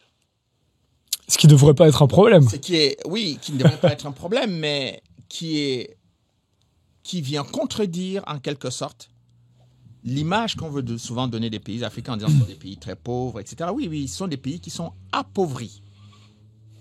C'est différent de pays pauvres. Ce sont des pays qui sont appauvris, c'est-à-dire ce sont des pays qui ont les ressources naturelles suffisantes pour pouvoir procéder à leur propre développement. Mais ce développement est entravé par certains de leurs dirigeants et certains des dirigeants occidentaux qui ont envie de ces ressources naturelles. Et pour y accéder, en général, il y a 3 possibilités. Soit dans le cadre de discussions et de contrats ou de coopération, au vrai sens du terme, soit par le vol, ce que fait le Rwanda, par exemple, en RDC, soit par l'appropriation en détournant la réalité. Qu'est-ce que j'entends par là? J'entends par là, par exemple, que on vous dit, bon, écoutez, c'est très dangereux dans telle zone, il y a le terrorisme là-bas, donc on doit aller combattre le terrorisme. Ou bien encore, on va à tel endroit parce que on ne respecte pas les droits de l'homme là-bas. On ne respecte pas les droits de l'homme, donc on doit aller rétablir le respect des droits de l'homme. Bon, on a vu ça en Irak. On a vu ça en Libye. Donc, mais sur le terrorisme, on a vu ça avec le Mali aussi à l'époque, il y a 10 ans. Exactement, on va y revenir. Donc, quand on vous donne ces arguments-là, le petit peuple français ou le petit peuple africain pense que effectivement c'est de ça dont il est question. Mais quand vous voyez les moyens qui sont mis en œuvre, vous vous dites, mais en fait, est-ce que c'est seulement pour les droits de l'homme qu'on déploie tout ça? Parce qu'en fait, quand on a vu ce qui est arrivé en Libye, le bombardement en Libye, etc., c'était quand même des moyens importants de l'OTAN qui ont été déployés là-bas. Parce qu'on disait que Kadhafi était quelqu'un qui voulait massacrer ses populations. Mais au fait, si on veut être cynique, moi je répondrais, mais qu'est-ce que ça peut bien vous faire qu'il massacre ses populations si ce sont ses populations? Puisque Kadhafi ne viendra jamais attaquer la France parce que vous massacrez les populations. Les gilets jaunes, par exemple. Oui, si on matraque les gilets jaunes, Kadhafi, il n'y a aucun dirigeant africain qui va dire, enfin en France, il y a des problèmes aussi de respect des droits des Français, on va bombarder Paris. Ça n'existe pas. Bon, donc je pense qu'effectivement, on commence à mentir à partir de ce moment-là. Alors qu'en réalité, ce qu'on veut obtenir, ce sont les gisements de pétrole de la Libye. C'est ça qui intéresse les gens. Ce n'est pas le fait que M. Kadhafi... parce que dans le même temps, M. Kadhafi empêche l'immigration clandestine de venir en Europe. Bon, là, on est bien content de travailler avec M. Kadhafi. Mais lorsqu'on le renverse, même ça, on détruit également. On détruit pas seulement la Libye, mais on détruit aussi cette possibilité-là. Donc, il y a beaucoup de choses qu'on... Pour Nicolas Sarkozy, il y a peut-être d'autres intérêts à renverser Kadhafi aussi. Bon, il vient d'être condamné à avoir touché justement des fonds illégaux de Kadhafi 4 ans avant le renversement du dirigeant libyen. Mais vous savez, le problème en France, c'est que avec les décisions de justice, le débat de fond disparaît. Parce que le débat de fond dans cette affaire, comme dans d'autres affaires, moi je ne vais pas parler de la question libyenne parce que c'est une... Je ne peux parler de la question libyenne que sur ses conséquences. C'est-à-dire que la déstabilisation de la Libye a créé 2 grands problèmes. Les problèmes que les pays africains ont et que l'Europe a. Le premier problème, c'est l'immigration massive que Kadhafi empêchait. On l'a tué, on a déstabilisé son pays. Ce problème, personne ne peut plus le régler, objectivement. Deuxième problème, c'est dont les Français, les Italiens, tout le monde se plaint, mais on devait poser la question à M. Sarkozy. Mais pourquoi vous êtes allé faire ça en fait? C'était pour quelle raison? Bon, après avoir invité M. Kadhafi en France en nous disant que c'était manifestement quelqu'un de bien. Au moment où on l'a invité, il était bien. Bon. Deuxième problème, c'est la conséquence sur le déferlement des armes dans l'ensemble des pays du Sahel, en Afrique. Déferlement des armes, multiplication des attentats terroristes, multiplication des enlèvements, y compris de Français, et puis il y a des Français qui ont été tués également là-bas, à cause de cette même situation qui a été créée en Libye par le président Sarkozy. Donc, vous voyez que quand on ne veut pas aborder des questions de fond, eh bien, le problème, c'est que la justice vient brouiller un peu tout ça. Parce que, je veux bien qu'on fasse la différence entre le travail des juges et des magistrats, qui relèvent de leurs compétences, et le travail, par exemple, d'analyse politique et des faits politiques. Ce dont je parle, il s'agit de faits politiques aux conséquences politiques et sociales et économiques terribles pour les pays du Sahel. Bon. Deuxième problème, c'est le cas de la Côte d'Ivoire. Le président Sarkozy a décidé de renverser un chef d'État africain à la suite d'un contentieux électoral ivoirien. Bon, vous vous imaginez un chef d'État, prenons celui qui est le plus critiqué actuellement dans le monde, c'est le président Poutine. Imaginez-vous qu'il y a, je dirais, un problème d'élection en France, et le président Poutine dit, écoutez, je ne suis pas content que ce soit monsieur Hollande qui ait gagné les élections contre monsieur Sarkozy. Je vais faire un coup d'État, je vais renverser monsieur Hollande pour placer monsieur Sarkozy. Est-ce que les Français seraient contents de ce type de situation? Je pense pas. Je pense que même les Français qui n'ont pas voté pour qui n'ont pas voté pour monsieur Hollande ne seraient pas contents, en se disant mais de quoi il se mêle? C'est exactement ce que monsieur Sarkozy a fait en Côte d'Ivoire. Le problème, c'est que quand il a fait cela... Et Chirac avant lui, dans une certaine mesure. Oui, mais lui, il a parachevé cet acte. Et le problème, c'est que l'ensemble de la classe politique française a approuvé cela. J'ai été surpris. Vous savez qui a été parmi les rares dirigeants politiques français à s'opposer à ça? Vous le dites dans le livre, ouais. C'est Jean-Marie Le Pen. Jean-Marie Le Pen qui a considéré que... Il y a un seul député en plus. Bon, un seul député, M. Didier Julliard, ouais. Qui a écrit... qui avait écrit à Nicolas Sarkozy en lui disant « Ce que vous avez fait en Côte d'Ivoire est inacceptable ». Et monsieur Jean-Marie Le Pen avait encore été beaucoup plus sévère en disant qu'il n'appartient pas à la France d'aller poser de tels actes. Et il a dit que ce type d'actes mettait en danger et les militaires français et les 15 000 citoyens français vivant en Côte d'Ivoire. Donc, vous voyez que si c'est M. Le Pen qui était considéré comme le plus grand Satan de la vie politique française, c'est lui qui soit obligé de s'opposer à l'ingérence. De s'opposer à l'ingérence de la France dans un pays africain, bon, on a là quand même un problème. Devant l'ensemble de la classe politique française dite républicaine, ben, il n'y a rien de républicain dans ce type de comportement. Et il se trouve que, ben, évidemment, la déstabilisation de la Côte d'Ivoire en 2011 a créé une situation de déchirure entre la Côte d'Ivoire et la France, premièrement. Deuxièmement, les institutions ivoiriennes ont du mal à se stabiliser aujourd'hui à cause de cette histoire. Parce que les Ivoiriens sont, je dirais, en affrontement permanent sur le plan politique à cause de ce précédent. Donc, ce que je veux dire par là, c'est que il est important qu'on fasse attention lorsqu'on pose un certain nombre d'actes politiques au nom de la France. Et moi, je ne suis pas sûr que cet acte qui a été posé contre la Côte d'Ivoire en 2011 répondait à ce que certains disent que c'était pour défendre les intérêts de la France. Mais écoutez, les intérêts de la France en Côte d'Ivoire, à ce que je sache, n'étaient pas menacés sous Gbagbo. Le président Gbagbo n'avait jamais dit que les Français devaient quitter le pays, n'avait jamais nationalisé une entreprise française, etc. Donc, il travaillait, il était très proche de Chirac même, il lui demandait conseil à ce moment-là. Mais j'ai même appris en écoutant M. Bourgi que M. Gbagbo avait donné beaucoup d'argent aux dirigeants français de l'époque.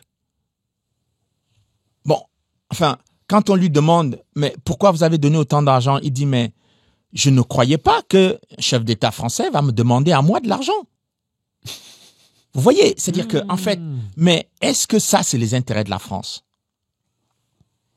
lorsque M. Sarkozy dit qu'il va vitrifier le président Gbagbo, mais le président Gbagbo ne lui a rien fait. Donc, quand on est dans ce type de schéma, de posture politique, d'action politique, de comportement et de discours politique, mais on est quand même en droit de se demander si véritablement on travaille pour les intérêts de la France ou contre les intérêts de la France.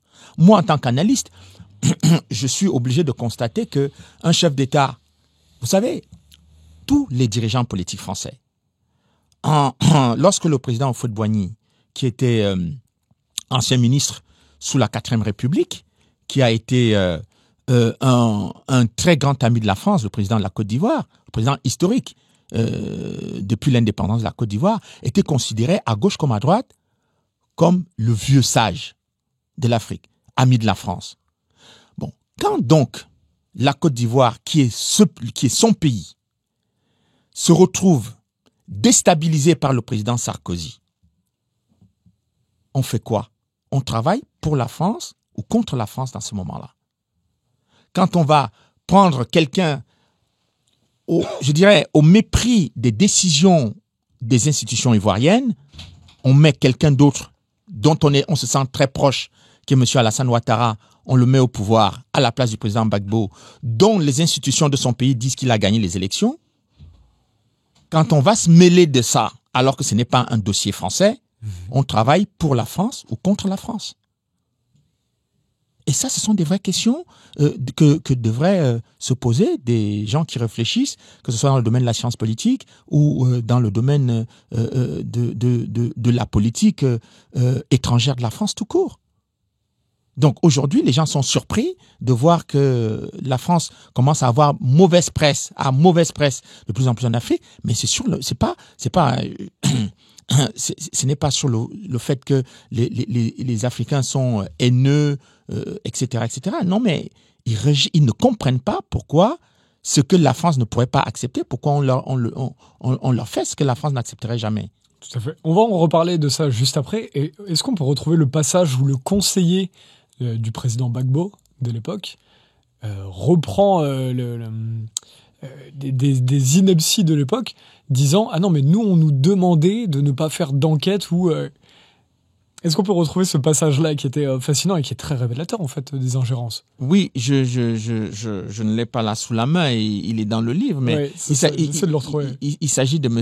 Tillinac, qui avait rencontré Monsieur Bernard Oudin, qui était, c'est un Français, qui était effectivement conseiller du président Gbagbo, qui a rencontré donc l'ancien conseiller du président Chirac et qui lui avait demandé mais pourquoi la France soutient la rébellion?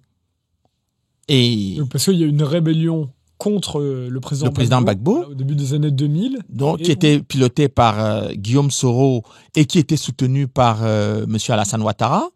Et moi, je vais découvrir dans les documents, dans les notes du général Georgelin au président Chirac, que effectivement, M. Alassane Ouattara soutenait la rébellion. Et le président Chirac disait au président Gbagbo, ne faites rien contre la rébellion. Ne faites rien contre la rébellion. Et le témoignage que m'avait fait le président Gbagbo à l'époque, c'était qu'il avait téléphoné, enfin, il avait eu un coup de téléphone avec le président Chirac, il l'a appelé, je crois, à la suite d'un conseil des ministres, en lui disant pourquoi vous attaquez la rébellion? Il lui dit, mais monsieur le président, vous, en tant que président français, si un matin vous vous levez et que vous voyez que votre pays est attaqué par un groupe de rebelles ou une agression extérieure, qu'est-ce que vous allez faire? Et moi, le président Chirac lui a dit, je n'aurais pas réagi comme vous. Et il lui dit, ah, vous n'aurez pas réagi comme moi, mais sachez, monsieur le président, que moi, je ne suis pas vous. Je suis le président de la Côte d'Ivoire. Et si la Côte d'Ivoire est agressée, moi, je vais faire le nécessaire pour défendre mon pays. Et quelles étaient les revendications à ce moment-là? On en a parlé un petit peu en micro, mais quelles étaient les revendications de ces rebelles? C'est juste qu'ils voulaient mettre Alassane Ouattara à la place. Bon, alors, la question de l'ivoirité était très problématique à ce moment-là, c'est-à-dire que on considérait que M. Alassane Ouattara n'était pas ivoirien selon la constitution ivoirienne. Donc, c'est-à-dire que la constitution ivoirienne stipulait qu'il fallait être de père et de mère ivoirien et soi-même ivoirien, c'est-à-dire des parents d'origine ivoirienne. Bon, ce qui n'était pas manifestement le cas de M. Alassane Ouattara. Je produis dans le livre, cette fois-ci, un élément qui permet effectivement de comprendre que, au-delà de ce qu'on a voulu développer en France à l'époque, parce qu'il y avait des lobbies qui soutenaient M. Alassane Ouattara en France, qui considéraient que les Ivoiriens étaient devenus xénophobes. Alors qu'en fait, il n'y a jamais eu un pays en Afrique de l'Ouest qui a autant accueilli d'étrangers que la Côte d'Ivoire. Donc, cet argument était était fallacieux. Parce que, en fait, il y avait beaucoup je publie encore une note que j'ai trouvée qui montre quels sont les soutiens que M. Alassane Ouattara, banquier international très pro-américain, avait aussi bien au sein du Parti socialiste qu'au sein du milieu des banquiers français. Il était soutenu à l'époque par M. Strauss-Kahn, par M. Fabius, par Jean-Claude Trichet. Vous voyez, vraiment des gens qui ne sont pas des socialistes bas de gamme. Hein. Bon, et donc, le problème des Ivoiriens à ce moment-là, c'était que M. Alassane Ouattara ne remplissait pas les conditions nécessaires pour être candidat. Donc, je publie un document qui date de 1984, qui est un communiqué de la Banque mondiale qui atteste, c'était l'institution qui avait recruté M. Alassane Ouattara à l'époque comme directeur Afrique du Fonds monétaire international et qui dit que M. Alassane Ouattara est burkinabé et qu'il a été recruté en 1984 comme burkinabé. Et dans le cadre de la constitution ivoirienne, pour participer à l'élection présidentielle en Côte d'Ivoire, il ne fallait ne pas s'être déjà prévalu d'une autre nationalité. Or, dans ce cas de figure encore, M. Alassane Ouattara ne pouvait être que disqualifié parce qu'il s'était déjà prévalu d'une autre nationalité, en l'occurrence la nationalité burkinabé. Donc, au sein de l'establishment français, eh bien, cette vision que les Ivoiriens avaient de la participation à l'élection présidentielle de leur pays n'était pas bonne. Donc, il fallait faire autrement. C'est-à-dire qu'il fallait, en quelque sorte, violer les textes ivoiriens pour que M. Alassane Ouattara puisse se présenter à la campagne.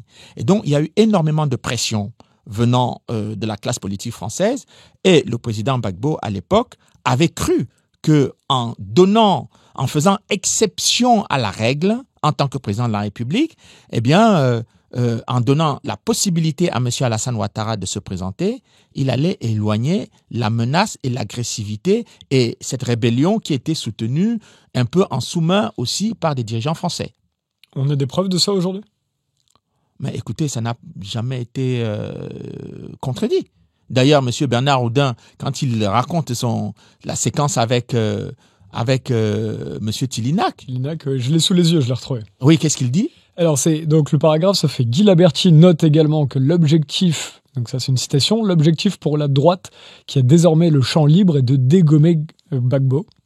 Fin de citation, dans son livre consacré au président ivoirien, Bernard Houdin, le conseiller du président Gbagbo, explique que lors de son entretien à Paris avec l'écrivain corrézien Denis Tilinac, conseiller du président de Jacques Chirac, il demande sans détour à ce dernier pourquoi la France appuie les rebelles contre Laurent Gbagbo.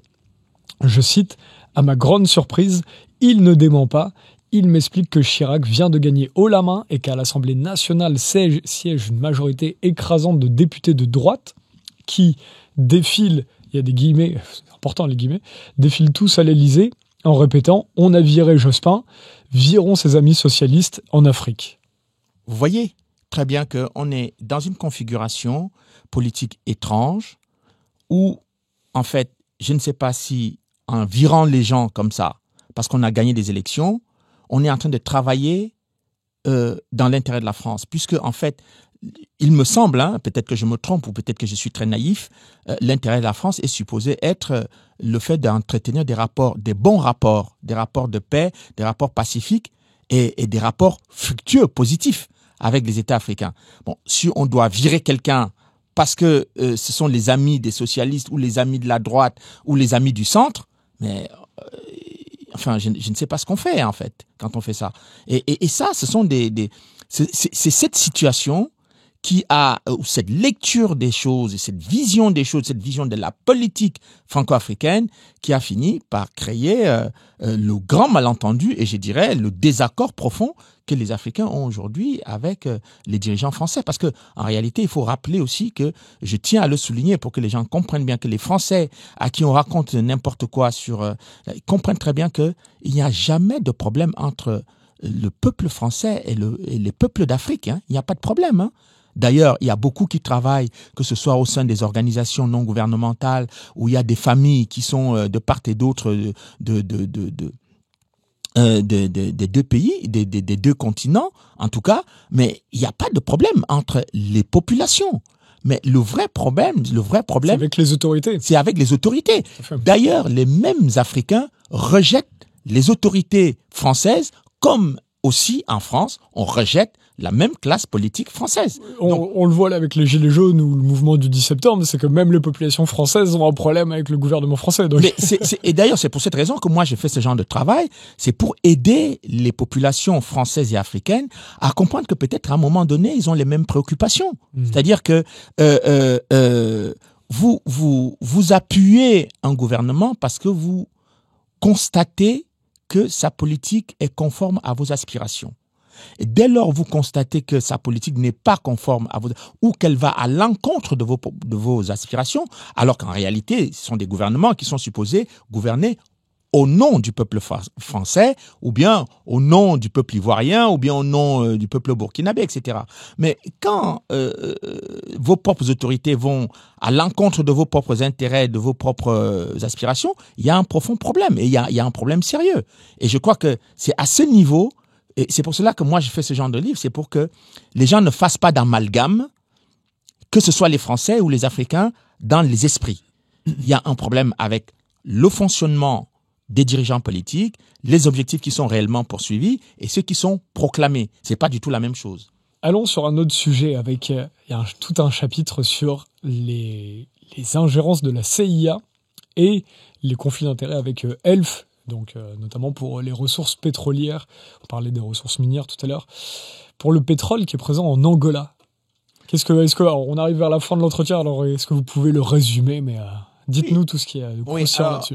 La question de l'Angola est une question très intéressante parce qu'il y a eu le procès Elfa en France, il y a eu l'affaire de l'Angola Gate, donc les Français ont découvert qu'il y avait un problème de commission, de rétrocommission sur les affaires pétrolières, de trafic d'armes, etc. avec l'Angola, lorsque la justice française s'est mêlée. Donc, je suis donc, même ayant été condamné par la justice française, je suis de ceux qui considèrent quand même que, heureusement, qu'il y a des juges qui font aussi correctement leur travail. Parce que ce sont les juges français qui ont aidé les Français à découvrir qu'il y avait un vrai problème en Afrique avec des questions de trafic d'armes, des questions de commission et de rétrocommission. Alors, que se passe-t-il en Angola? L'Angola est un pays, comme je l'ai dit, qui a énormément de ressources minières et pétrolières. C'est, je dirais, la troisième puissance pétrolière en Afrique. Et donc, dans ce qui se joue en Angola, il y a les États-Unis qui veulent mettre la main sur le pétrole en Angola. Il y a Elf, la compagnie pétrolière française Elf, qui veut également mettre la main sur le pétrole. Donc, vous allez avoir donc les Américains qui vont soutenir un rebelle à l'époque, un rebelle encore, on appelle Jonas Savimbi, qui mène la guerre contre le gouvernement en place. Et en France, vous avez le groupe très proche de Chirac et de Pasqua qui soutient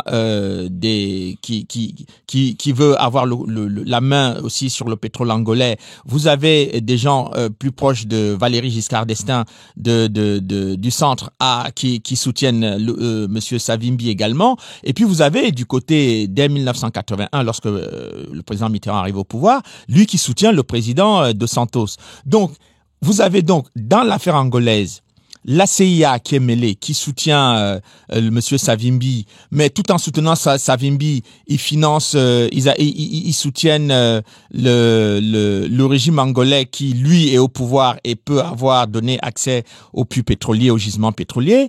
En France, vous avez donc, comme je l'ai dit tout à l'heure... Comment on sait que la CIA... quelle note? Mais parce que bon, je donne des informations dans le livre qui permettent de montrer que en fait la CIA soutenait Monsieur Jonas Savimbi parce que ils mettent des documents officiels. Non, oui, bien sûr, on était dans le contexte de la guerre froide.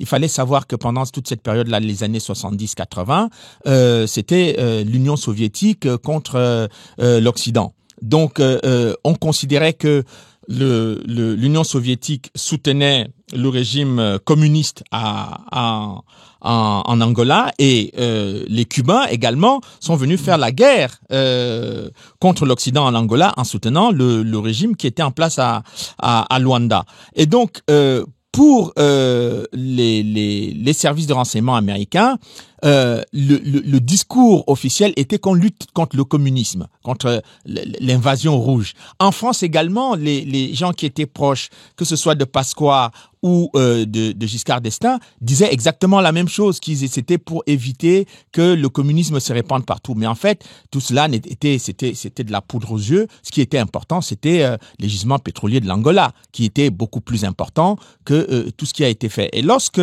évidemment, Monsieur Mitterrand a pris le pouvoir, eh bien, il y a eu la nomination de Loïc Le Floch-Préjean à la tête de Elf.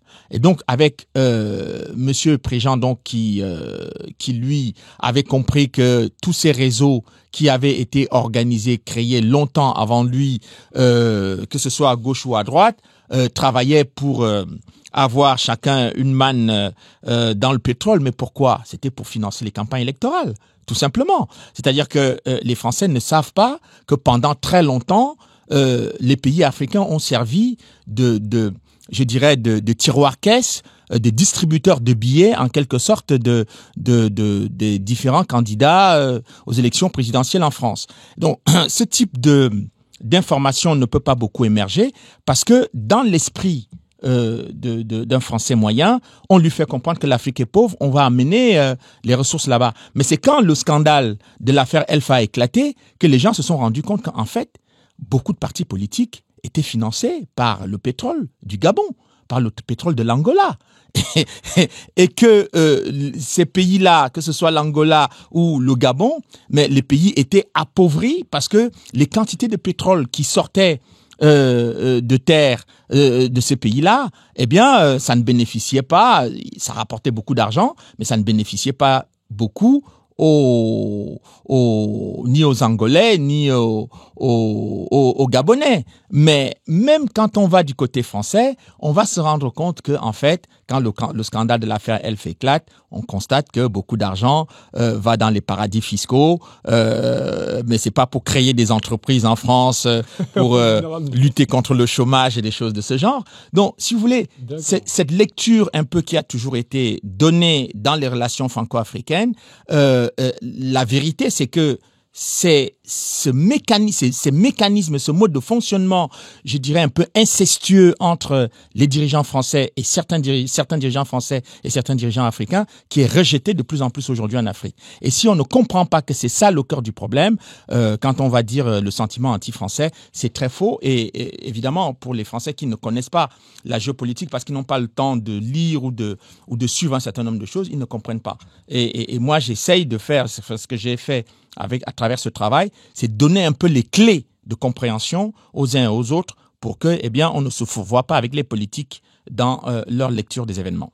Et là où c'est assez intéressant, tout à l'heure on parlait des documents, parmi tous les documents que vous mettez par exemple pour voir l'ingérence ou aussi l'influence qu'a eu la CIA justement en Angola, il y a directement un site internet que vous mettez dans les sources, que je suis allé voir pendant qu'on en parlait là, cia.gov, où dedans il y a vraiment toutes les notes de la CIA qui montrent effectivement leur impact dans diverses actions, comme là par exemple avec l'affaire UNITA qu'il y avait eu pendant les années 70 Absolument. de Cuba sur l'Angola. Oui, absolument. C'est vraiment intéressant. Absolument. C'est en fait, je vous ai dit tout à l'heure, vous avez M. Pasqua et son réseau avec Chirac, vous avez et puis ensuite avec Balladur, vous avez le réseau des Mitterrandiens ou des socialistes, pour être plus précis, les réseaux des socialistes. Bon, vous avez les réseaux des centristes qui travaillent sur le même pays. Mais alors, si on nous dit les intérêts de la France, de quoi on nous parle exactement? Parce que moi, je ne sais pas si les intérêts des réseaux Pasqua, des réseaux socialistes et des réseaux centristes, si c'est les mêmes réseaux, si c'est pas les mêmes réseaux, est-ce que ces gens travaillent pour les mêmes objectifs? Je ne crois pas. Le problème, c'est que en réalité, les intérêts de la France sont supposés être l'intérêt général, c'est-à-dire l'intérêt du peuple français. Mais quand vous avez des individus qui travaillent avec des particuliers sur le dos des entreprises pour défendre des intérêts privés, ben, je ne suis plus tout à fait certain que quand on parle des intérêts de la France, on se comprend. Je ne suis pas sûr qu'on se comprend. Parce que chacun a un sens différent de ce qu'il entend par les intérêts de la France. Et c'est d'ailleurs pour les mêmes raisons qu'on peut envoyer des militaires français mourir en Afrique. Eh bien, on va vous dire c'est pour défendre les intérêts de la France. Mais enfin, si je creuse un peu, j'examine, je vais trouver des intérêts privés, des choses qui n'ont pas grand-chose à voir avec l'intérêt général du peuple français. Et c'est ça, c'est là où se joue la manipulation. C'est très subtil, c'est très fin, mais je pense que il est important que les gens s'arrêtent un peu sur ces notions-là pour essayer de creuser et savoir si on dit exactement la même chose quand on utilise une notion qui a l'air d'être une notion qui nous concerne tous. C'est-à-dire que là, ce qui est compliqué quand on parle aujourd'hui de l'Afrique, c'est que les gens n'ont même pas les bases sur ce qui se passe, sur qui est au pouvoir, dans quel pays. Il y a tellement de pays, c'est tellement vaste comme région pour comprendre. Sauf que quand on voit qu'il y a des mêmes dénominateurs communs de manipulation, derrière, tu commences à comprendre un petit peu l'histoire de l'Afrique. Le problème, c'est que quand tu n'as pas les bases sur cette sociologie ou sur ces problèmes géographiques, tu ne peux même pas comprendre derrière les histoires de manipulation. Bien sûr. Alors, il y a tellement de mensonges sur les discours politiques. Bon, un exemple très simple sur le Niger. Bon, le Niger est un pays qui a beaucoup d'uranium. Et l'uranium du Niger, la France a été prioritaire depuis l'indépendance du Niger sur l'accès à l'uranium. Une grande partie de l'indépendance énergétique de la France par rapport au nucléaire vient de l'uranium. Et les Nigériens ont ouvert en quelque sorte leur gisement en priorité à la France. Donc il se trouve que lorsque le président du Niger a été renversé, le président Bazoum a été renversé par un coup d'État, le coup d'État qui a eu lieu au Niger. Eh bien, qu'est-ce qui s'est passé en France? Le président Macron a dit que, il faut un retour à l'ordre institutionnel. C'est-à-dire que les nouvelles autorités nigériennes qui avaient fait le coup d'État, ont été réduits au statut de putschistes. C'est-à-dire que la France, le président Macron les traitait de putschistes et considérait que eux, ils ne pouvaient négocier qu'avec le président qui avait été déchu, mais pas avec les nouvelles autorités. Cela est allé très loin puisque l'ambassadeur de France à Niamey est resté cloîtré chez lui dans la résidence en disant que il ne peut pas quitter le Niger parce qu'il avait été déclaré persona non grata. Persona non grata, c'est que quand dans un pays vous êtes déclaré persona non grata, vous devez rentrer chez vous. Vous n'avez pas resté là. Donc, il est resté parce que pour le Quai d'Orsay et pour le président Macron, cet ambassadeur avait été accrédité par le président Bazoum, et le président Bazoum qui a été renversé, si ce n'est pas lui qui revient au pouvoir et qui lui dit de partir, lui ne partira pas. Sauf que pour les nouvelles autorités nigériennes, elles ont considéré que c'était un casus belli. Ils disent que, mais attendez, nous, on nous traite de putschistes et ceux qui nous traitent de putschistes nous disent que leur ambassadeur doit rester ici. Donc, résultat des courses, l'ambassadeur s'est retrouvé en situation de ne pas pouvoir travailler. Et qu'est-ce qui a été dit aux Français? Il a été dit aux Français que, on avait isolé l'ambassadeur de France à Niamey, que la junte au pouvoir l'empêchait de travailler.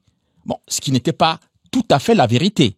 Et donc, je pense que quand les Français entendent ça, ils se disent, mais qu'est-ce que c'est que ces dirigeants qui empêchent notre ambassadeur de travailler alors qu'il est accrédité au Niger. Donc, le problème, c'est que par la suite, M. Macron, se rendant compte qu'effectivement son ambassadeur devenait inutile, il l'a rapatrié, alors que c'est ce qu'il fallait faire dès le début. C'est-à-dire que dès lors où il a constaté qu'il y avait un coup d'État militaire, qu'on soit d'accord ou pas avec les militaires qui ont renversé le président Bazoum, même si vous aimez beaucoup le président Bazoum, mais il faut prendre acte du fait qu'il y a un changement de régime.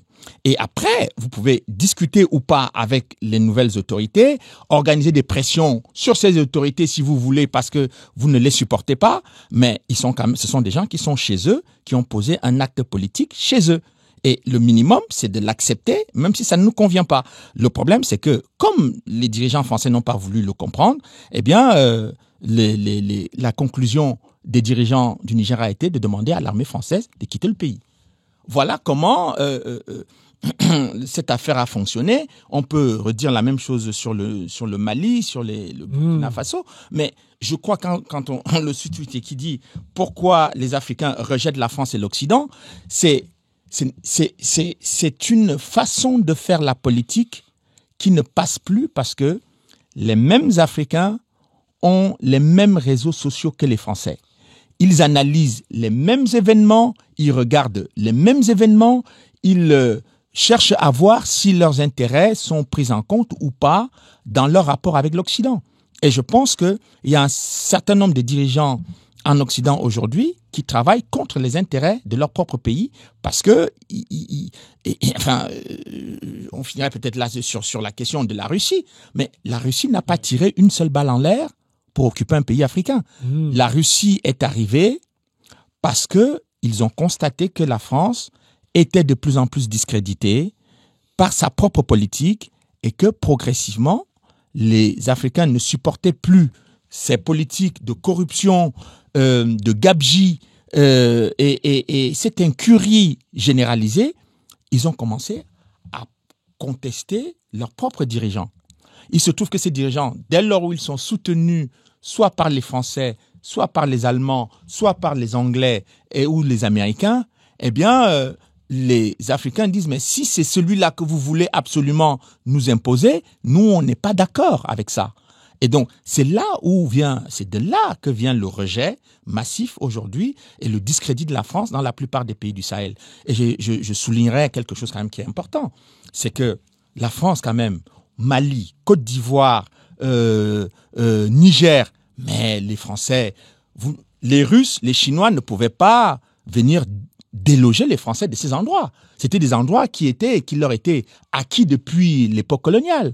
Donc, si ça arrive aujourd'hui avec la Chine et la Russie, c'est parce que peut-être les Russes et les Chinois savent s'y prendre ou s'y prennent différemment. Alors ça, on en parle juste, on va conclure là-dessus, mais ce que vous avez dit est très intéressant. Quand vous parlez des réseaux sociaux, ça veut dire que il y a eu une meilleure diffusion de l'information ces dernières décennies pour les populations africaines pour comprendre justement les manipulations qui s'exerçaient sur leurs propres institutions. Bien sûr. Par rapport aux années 70. Bien sûr.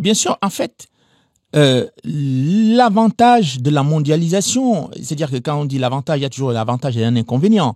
L'inconvénient de la mondialisation, c'est évidemment cette manipulation de masse de l'information, mais ça s'accompagne aussi d'une diversification des sources d'information. C'est-à-dire que le discrédit de ce qu'on appelle les médias officiels ou les médias, les grands médias, des milliardaires comme vous le dites, tout petit média. Voilà, comme vous le dites. Mais eh bien, les gens en Afrique, les gens, ils sont pas ils sont pas moins intelligents que les gens en France ou aux États-Unis ou ailleurs. Ils ont appris à comprendre qu'il y avait des canaux d'information qui disaient le contraire de ce qui se passait chez eux, qu'ils vivaient et qu'ils voyaient. Et donc, quand ils voient Lexus ou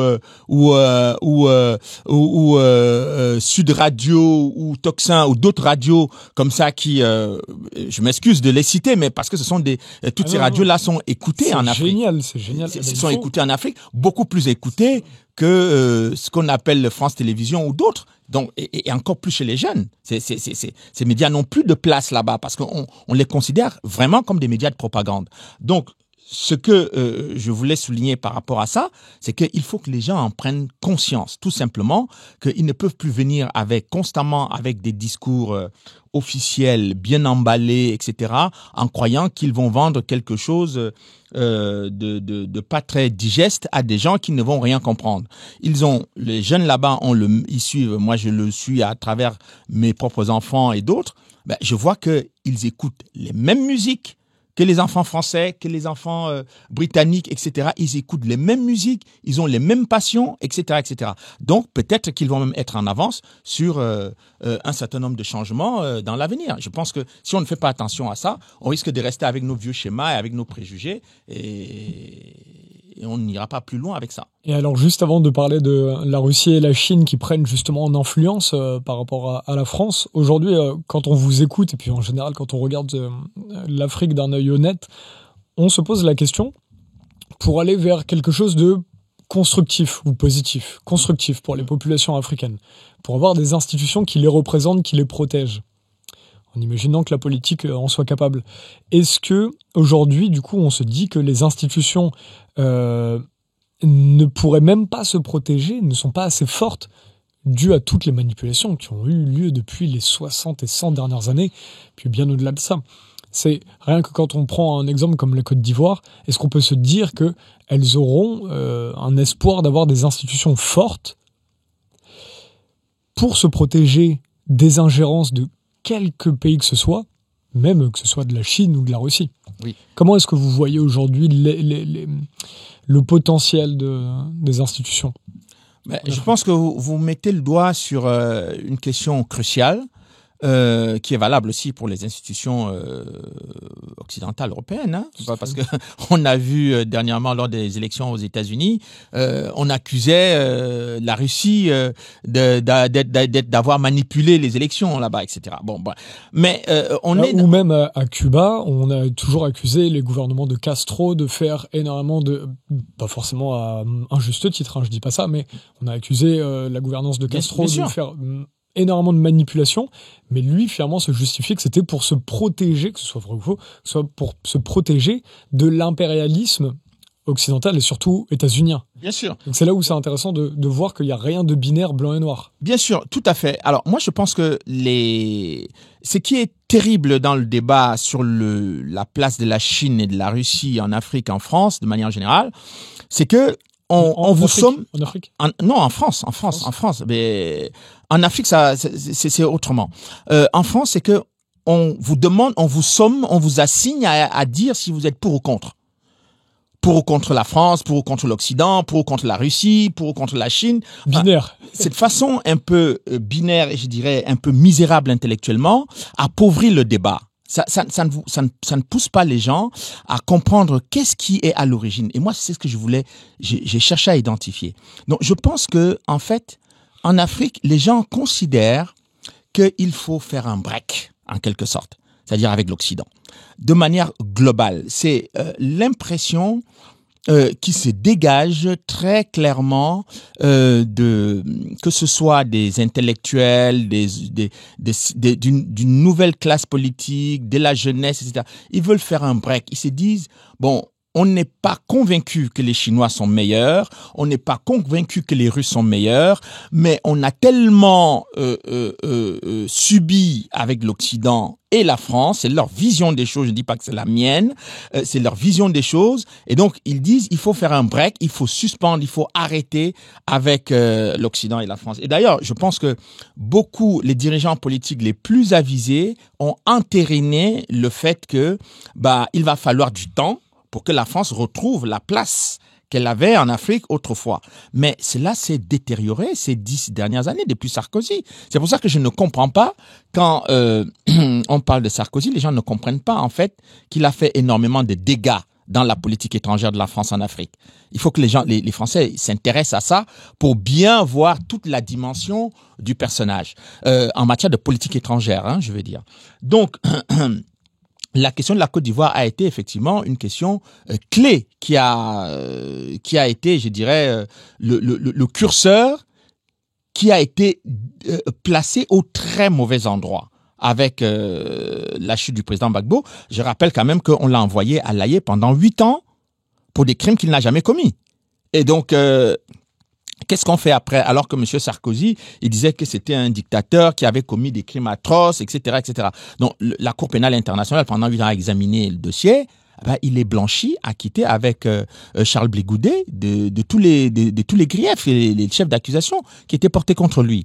Donc, mais le temps qu'il soit blanchi, Alassane Ouattara a été mis en place. Il a été mis en place, il est resté 8 ans. Donc, vous voyez, c'est une situation dangereuse et ce sont ces actes qui poussent les Africains à se dire, essayons un peu avec les Russes, essayons un peu avec les Chinois, en attendant de voir si ça se passera, de voir comment ça va se passer. Mais ça ne veut pas dire qu'ils sont pas totalement naïfs. Ils ne sont pas convaincus que les Russes ou les Chinois sont mieux que d'autres. C'est ce que dit Kémy Séba souvent, par exemple au Bénin. Kémy Séba qui dit c'est une oligarchie, on remplace une autre, mais du coup on tente avec les Russes pour voir ce que ça peut donner. Je pense qu'il appartient aux Africains de manière générale de faire une réflexion de fond sur la façon d'organiser leurs institutions et de les faire fonctionner.